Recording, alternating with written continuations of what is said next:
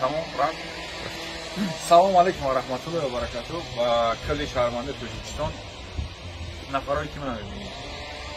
و امروز در نزدیک سفارت تاجیکستان در انگلیا، پایتخت انگلیا لندن، شهر لندن، در سفارت تاجیکستان در سفارت قرار داریم. ما اومدیم که خلاصه اعتراض خودمون نزدیک بیاد که آوازم بلندتر بیاد. ما اومدیم که بفهمیم که در کارگاه سفارت بفهمیم ای دختر ملت، دختر یعنی که پدرش پیشور ملت، ای دختر ملت، دختر ملت پای رخشانه بفهمیم که پای رخشانه که در تاجیکستان چی گپ خبر در بدخشان یا بالا سر مبنی بدخشان چی آوردن، برای چی اینترنت قطع، برای چی زنگ تلفن قطع دیگه در اونجا نفرها را اعتراضگرا سرکوب کرده، چند نفر را به قتل رساندن. نمودم جیم اینا بیا یک روز پنجشنبه 19 مای روز قبلی شهرونده از ساعت 8 صبح تا ساعت 5 بگو باید روزی کوریا اینا این زنگ شونه من خبر اومده یا زنگ زیر میکنه هر کسی مثلا یه جواب میتن.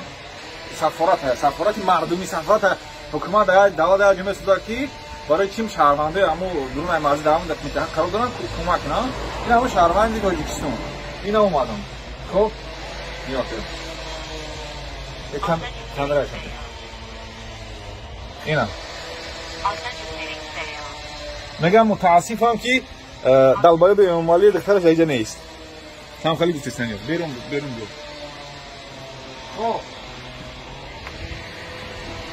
دختر رحمان شما نام جای یک در چه از بدبختیش همینه که ما دیروز زمیره متاسفانه یا خوشبختانه اعلام کنیم که فردا ما میریم از سفارت همه پرداشون محکم کرده. اینجا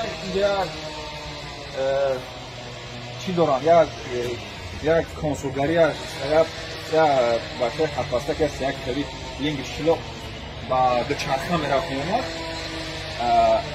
ما چی کاغذ برگرد و وطن اینجا عباره کردم او برزگاه همجا میشید اینجا محکم هست.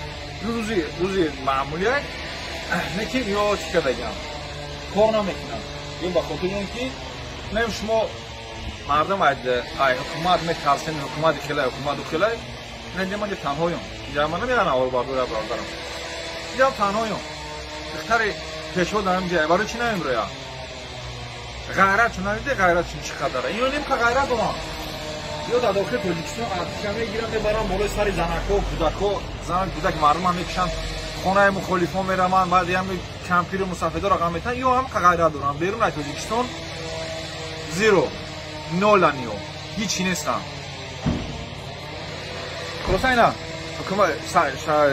سفارت حکومت مردمی 96-98% قبول کردن برای مردم پیشوا اساسگزار همه چی دختر معلم واتساپ همه چی این است دختر ببرو یک ببینیمش با پیگیری که انشالله که ما در اینستاگرام در همین فیسبوک هم کار میتونیم و یا لایو دیگه سر بکنیم بچه‌ها داره اومدن که ببینیم چی گپ میشه.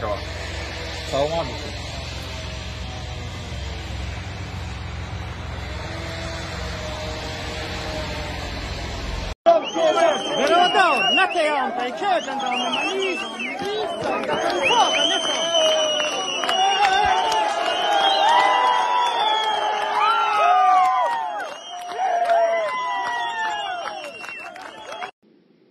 همون هشدار کردن ما به مردم که زیرکی سیاسی را باید از دست ندیم، در غفلت نمانیم، همین است.